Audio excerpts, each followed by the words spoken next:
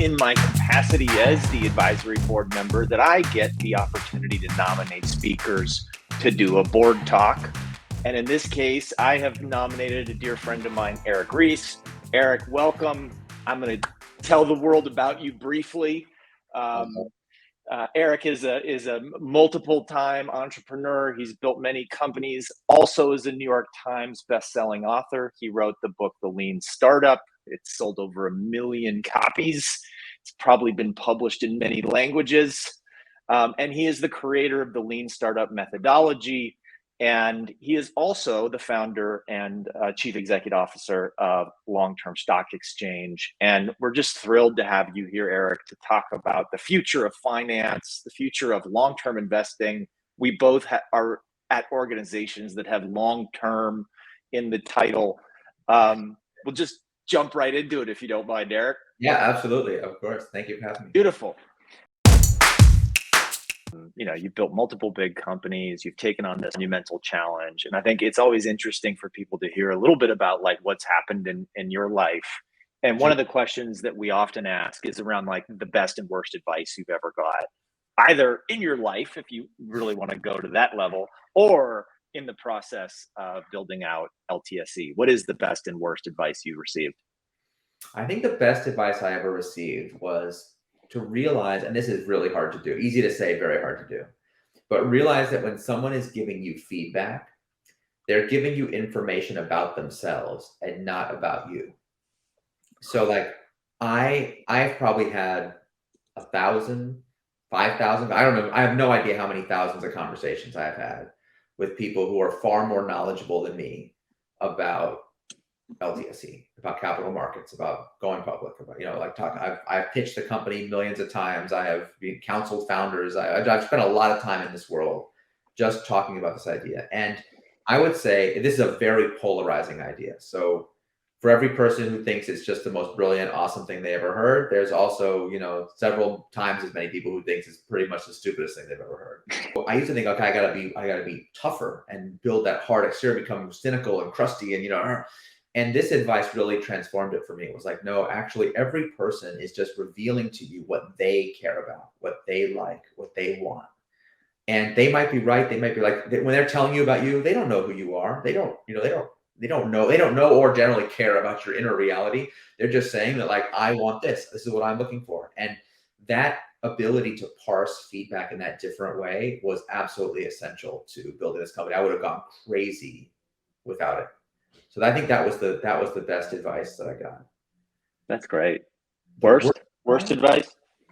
Probably the worst advice. I don't know. The jury's still out on this one, okay? Because it all depends on whether this was actually a good idea to spend some of my life on this project or not. But the worst advice I got, when I first started talking to people about this, almost every advisor I took it to was just like, this is not the right project.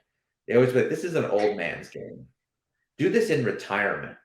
You know, when you're done with your career and you want to go, you know, lecture and pontificate about long-termism or whatever, go ahead. But like, don't waste the prime of your career life on this crazy errand. And I mean, listen, if this all turns out if this ends in disaster, maybe I'll look back and be like, actually, it would have been a good retirement project, not this. But I just feel like in our world, there is this tremendous cynicism about whether reform is possible. And just, you know, the majority of voices for reform are like people that are retired. They're people at the end of their career, or they're people, you know, who are not really in a position to like push for the reform directly themselves as their job. They're kind of like, listen, kid, I'm just here to tell you how it is, you know, based on my experience as a CEO or as an investor or whatever. And I don't mean to denigrate people at all. I think that wisdom is extremely valuable. I've learned a lot from those people. I call many of them my mentors. But I do think that there's kind of a lack of willingness for people to actually really engage with their actual career in the project of reform, especially at a time in the world when it's so urgently needed. Like our civilization is actually falling apart at the seams. I'm sure people have noticed. So like, I mean, it's like, this is actually a critical time for us to make this transformation, this leap in consciousness from a more extractive to a more generative mindset. And so I think many people, and I'm sure even many people listening to this, like you could be an advocate for these changes right now in your current job. And like, maybe there's some risk in that. Maybe, you know, I'm not here to say that it will be an easier life path by any means.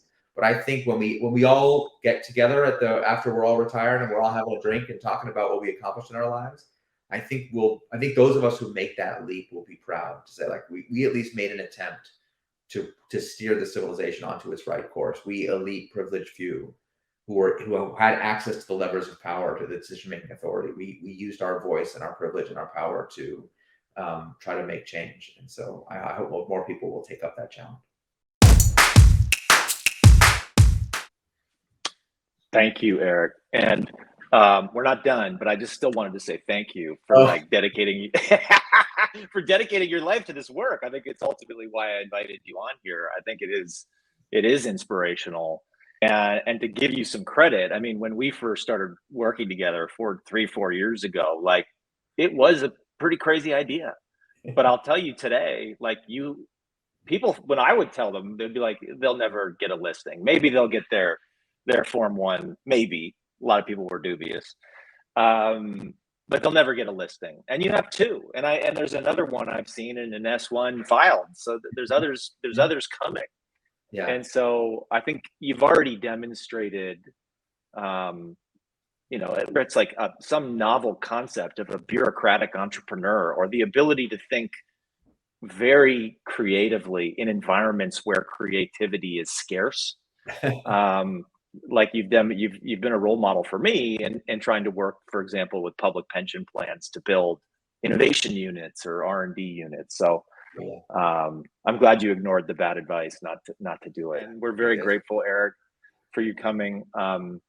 You know, the work you've done over the years is astounding, and it's amazing because it goes from all the way the world of startups with the lean startup and building innovation mechanisms, all the way to bureaucracy and administration and kind of trying to reconcile the rules of the game. Full stack, baby. That's why they call it full stack. That's the key. Full stack. That's awesome. Thank you all very much.